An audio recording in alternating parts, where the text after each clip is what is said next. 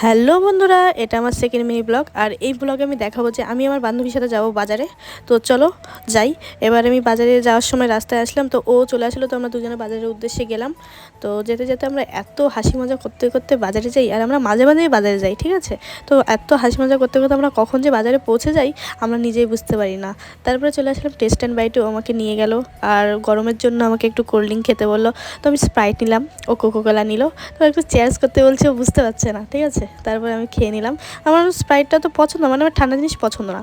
তো তারপরে আমি, ও বাজার করেছে একটু দেখলাম। তারপরে বোনের জন্য নিলাম আইসক্রিম নিয়ে আমরা বাড়ির উদ্দেশ্যে যে এখন যাব, তো বাড়ির উদ্দেশ্যে চলে গেলাম।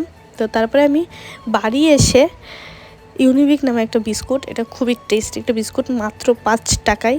তো আমি বিস্কুটটা খুলে নিয়ে খেতে বসে বললাম, খুবই টেস্টি একটা বিস্কুট। তো আমি বিস্কুট খেতে থাকি, আর তোমরা সাবস্ক্রাইব করো। বাই।